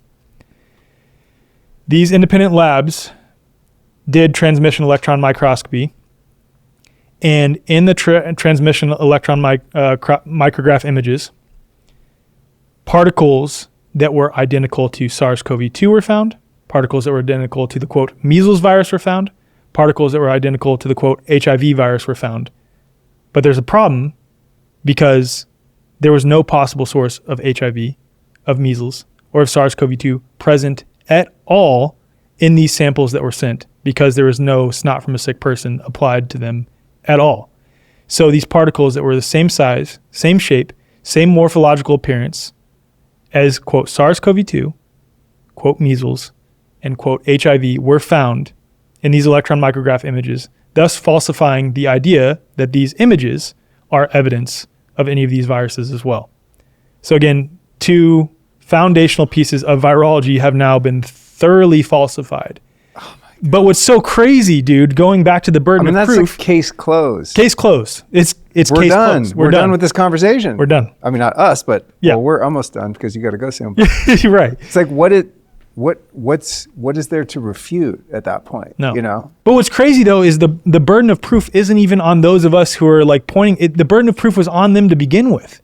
Like they were the ones who were supposed to come up with the foundational evidence, and clearly what they point to, the cell culture quote isolation technique, okay, that's already been falsified. Electron micrograph images, okay, that's already been falsified. So anything built upon that is foundationally pseudoscientific and unproven because the foundations were falsified. So they don't have any evidence of their foundational claims. So this leads me to the next point. I think you want to talk about like quote contagion a little bit, right? Okay. Yeah. Dude, it's so funny because I'm dismantling the belief that people get each other sick, and I'm pretty much done with it. Yeah. Based on conversations and information like this. I mean, I think people kind of get each other sick, but for different reasons, which you'll kind of unpack. For sure. Like how women have their menstrual cycles at the same time, kind of thing. The signaling and et cetera, biofield signaling. But still sometimes like Allison will be at home and she'll be like, oh, I think I'm getting a sniffle, don't kiss me. Or I went over here and that person was sick. And I was like, dude, don't worry about it. Right. It's like, it's not how it works. Right. You know, but I still catch myself. It's a tough paradigm to break. Like a guy came to fix my door the other day and he was like kind of sniffly and sneezy. And I was like, well, keep your distance. I was like, no, you know, kiss the guy. It doesn't matter. Right. It's fucking Make out fake. with me, dude. It's all fake. Right. Yeah, no, it's a tough paradigm to break. And again, I want to emphasize that I am not at all denying that people experience illness. It's crazy because when I say that there's no evidence of viruses, people will say, are you saying that I didn't get sick? I'm like, no, I'm not saying that people don't get sick, nor am I saying that Johnny, your little son, didn't get sick right after your daughter Sally was sick, or that Johnny went to preschool and he was healthy before he started preschool and then he got sick at preschool. I'm not denying that 2 or more people get sick in the same space with similar symptoms. What I am saying is that there's no evidence that it's caused by a virus, nor is there any evidence, bacteria and fungi are real, they're real things, but nor is there any evidence that disease is passed by healthy people coming into contact with sick people or their bodily fluids. Again, I cannot emphasize enough the importance of people reading the book called Can You Catch a Cold? That book is so incredible because it analyzes all the studies that have been done throughout history attempting to demonstrate this, and every single one of them has failed. They failed to demonstrate this idea that disease is spread by healthy people coming in contact with sick people or their bodily fluids. So what we have to do when we have this observed natural phenomenon of 2 or more people getting sick in the same space is come up with other hypotheses for this phenomenon and test them if we're trying to get to the bottom of it. But we don't even need to do that in order to point to the lack of evidence for one paradigm. And a perfect example of that is if you're saying that Johnny killed Bill and you highlight the fact that Johnny or someone that looks like Johnny left Johnny's apartment complex on CCTV footage, and then CCTV footage at a gas station, this truck pulls up that looks just like Johnny's truck, and this guy gets out that's Johnny's height and shoots Bill and kills him. But there's a problem with that. Johnny, on that same date, was in Bali. He wasn't even in Wisconsin where the murder took place. He has all the plane receipts, all of the restaurant receipts. He even has Instagram live video that he recorded while he was in Bali on that exact date of the murder, thus falsifying the idea that he was the cause of Bill's murder. Do you then say, well, shoot, this is the best fit model that we have. Even though you've thoroughly falsified this, we're just going to stick with you until we can figure out who did cause this? No, that sounds absolutely absurd. No one would go with that. Well, the way we do it now is like, because we don't know who did it, and you can show me proof that he didn't do it, therefore he did do it because I can't come up with another reason. That's what I'm saying. That's exactly what that's exactly what we do. Yeah. I can't come up with another way to explain 2 or more people getting sick in the same space. I see what you're saying about virology being falsified, but until you can tell me a better reason. I'm sticking with the thing that's been proven to not be true. Exactly. And like it's your responsibility to say why it is happening, because you're the one that says we've proven that this is not why it's happening. Exactly. It goes back to that like hot potato of the burden of proof Exactly. thing. It's like when I interviewed Flat Earth Dave, you know, it's like he had a lot of really compelling ideas that I just could not find a way around. Mm-hmm. And I've seen a bunch of other things on that topic. The big rebuttal to that is like, okay, well, what is it then? Right? Like, what is the nature of this realm and, you know, Antarctica and whatever? It's like, I don't know. It's not my problem. I'm just saying what we've been told doesn't add up in its entirety. That doesn't mean that I know what does add up. Right. I'm just showing you what doesn't. Right. And that's it, you know? And we can come up with other possible explanations and spitball. And like, that's where I want to be very clear here. And I know Dave and then also Mark Gober, who just wrote the book on cosmology, we're all very good because we kind of have to, because people are like, oh, what is it then? I'm like, look, dude, I'm okay with saying I don't know for sure. Like I don't know for sure. I have other possible explanations for what might be the cause of this or that. And in this case, when it comes to so-called infectious diseases or two or more people getting sick in the same space, I have other possible explanations for what might cause that. You can think of, for example, weather changes. When we experience drastic weather changes, whether that's through traveling, like you go to an environment that has, via a flight that has no humidity whatsoever and the temperature is extremely low relative to where you just were, or back and forth, vice versa, or living in Texas when it goes from 80 all the way down to 30 suddenly out of nowhere and then back up to 80 again a few days later, that causes irritations in our mucosal lining and things inside of our bodies and constrictions of our blood vessels that absolutely can have the effect of initiating a detox or vice versa.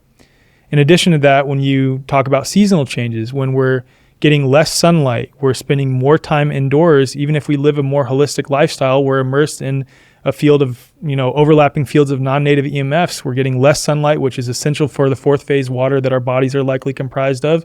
We're not spending as much time outside. We're not sweating as much. We know seasonal depression is a thing, a unique combination of both of those things. And then take into account when I'm living in community with you and we're talking, there might be environmental things that they're spraying outside in the skies, or maybe some farm down the road just started using this experimental pesticide or herbicide, as has been showed in various other so-called viral illnesses, like with polio, the spraying of DDT, or the water was just poisoned recently near us, or you and I are living in the same house or same apartment complex and there's a Wi-Fi tower right next to us, or we're with someone who's using toxic cleaning products all the time, or we're both exposed to the same physical and metaphysical toxins, right, in our environment, and a combination of that with seasonal changes or weather changes. And then you also have the same eating habits, the same emotional trauma that you might be suppressing. Or if I, as a dad, am in a perpetual state of stress, I see the effects in my kids. We see it happen, which is an incredible mirror and an incredible reason for it's like, damn, if I'm not doing the inner work to come into emotional regulation myself, it impacts my kids, because being in that field of stress perpetually has an impact on people. So it's a unique combination of all those things. And then the other thing I like to bring in as context, given that we're water-based beings and given what Veda is indicating with her various experiments that she's done, and given that we likely have a biofield, I mean, even the National Institute of Health recognized that, not that that means that it's true, but we have what many ancient spiritual traditions would call our aura, or the biofield, which is anything that has an electrical current produces a magnetic field. We have a subtle electrical current growing through our bodies. We have an electromagnetic field that surrounds our bodies. And given that we know these devices right here, the computers that anyone who's watching this or watching on, or your phone, or you're listening, we know that these devices communicate via overlapping fields, frequencies, and signals. And we know that man is who created these devices in our own image, you could say. Is it possible that our bodies also have this same technology innate to them in a far more advanced way? And is it possible that if we're in community with each other and I've reached a certain threshold of toxicity because I'm spending less time outside, I'm indoors more, I'm in a perpetual state of stress more, I'm eating a little bit differently than I have, and I'm in this shared environment with you and our fields are constantly overlapping with each other, and my body says, you know what, it's time for me to detox right now, that it might brilliantly communicate to your body. And let's say you've been, despite how cold it is, spending a lot more time outside, and you're like, you know what, dude, I've been a strong, coherent field. Your stress has not been bothering me at all, despite me being your roommate. Your body doesn't detox because it doesn't need it. But our other roommate, Mark, or whoever, he's really impacted by my stress. In fact, he's been stressed out too. Oh, also, not only has he been stressed out, he hates going outside when it's cold, so he just doesn't go outside. He just stays inside the whole time. And he's not really mindful of his light environment. He's just bombarded with artificial lights. He's getting shitty sleep. Okay, my body's detoxing. damn, his body's reached a threshold too. It might be time to detoxify. So his body does.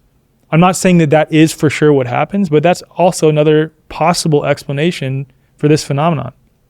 And so it could be a unique combination of all those things. And the other thing, like I said with that example from Daniel Reutz's book with mass psychogenic illness and social contagion, we know that this phenomenon is well documented. And also the biology belief, Craig Braden, Joe Dispenza, Bruce Lipton, some of these other people have clearly demonstrated that one's own belief about something can actually manifest physical symptoms related to that belief. So you combine all those factors and apply it to one unique individual, and there are countless other explanations for what causes this phenomenon of two or more people getting sick in the same space. And there are probably so many other things that I'm not thinking of. I mean, one last thing that's pretty interesting. There's this lady named Sabrina Wallace. I don't know if you've looked into her work. Oh, yeah, dude. Yeah. The Internet of Things lady? Yep. Oh, God. Yep. Dude, Yeah. that's terrifying. Like, I'll start to watch her shit, and I'm just like, I can't. If 5% of this is true, like, I'm freaking out. Yeah. But what's amazing about Sabrina is that she does share that, like, the more you cultivate heart coherence and the more you step out of here, and just be aware that this is what is probably going on.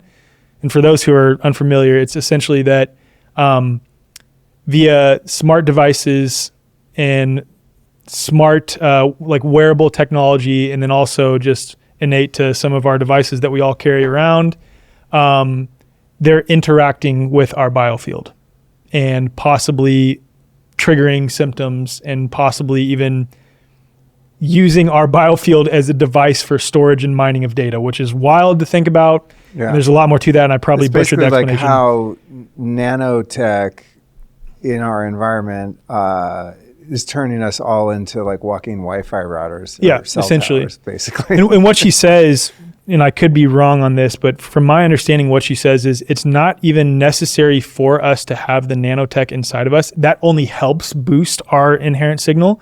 It's that we, with our own biofield as it is, are already enough for us to interact with these various devices. But again, developing heart coherence, recognizing that largely the parasitic class operates on tacit agreements and setting a hard boundary of no, prayer and intention, coming into heart coherence, spending more time in nature, becoming a clear vessel, negates the effects that any of that shit could have. But the point is, that's another element too. And there are so many other explanations for this phenomenon of two or more people getting sick in the same space. And it doesn't have to be this particle that is causing it. And ultimately, if you look at it like, if there is anything happening that is passed from one person to other, so to speak, is that it's a brilliant communicative mechanism to help our bodies to come back into coherence. You look back at Veda Austin's work with the eggs. She's demonstrated this. She's also done another experiment where she takes spring water, sets it next to tap water, and then freezes the tap water. And typically the tap water has no coherence in structure. When it's just in proximity to the spring water, it has now become more coherent. So the more that we focus... It's like the analemma wand. Yeah, I love the analemma wand. Yeah. Big fan. Shit is wild. It's wild. I know you got to go because you're a dad. One thing on this, to wrap this up, that has occurred to me, like I mentioned, women cycles getting synced up, right? And if you think about us living in smaller tribes and traveling together, it would make sense that women in a tribal scenario would menstruate at the same time, right? Yep. According to moon cycles, et cetera. The other one that really trips me out in this regard is yawning. Like if I yawn, you'll start getting tired. Yep. And I've not really looked into it, but it makes sense to me just at face value that, again, going back, hunter-gatherer days, anthropologically speaking, we're in a group of 50, 60 people, and we got the fire lit at night, we've eaten our food, and it's kind of time for everyone to go to bed because nature says, wow, you need rest, right? And so one person yawns, the other person, next thing, everyone's going to bed. Right. It's like that unified field kind of thing of one energetically one living organism that just appears to be many, but they're all constituents of a whole, kind of like the cells in our body they make up the body, but each one in and of itself is not the body, right? But coming together, so they all work in synergy and harmony or in discord. And I think to all the things that you mentioned, those are all things that bring us out of coherence into discord. And so we see that as getting sick from each other, but it's just like we're yawning, saying it's time to detox.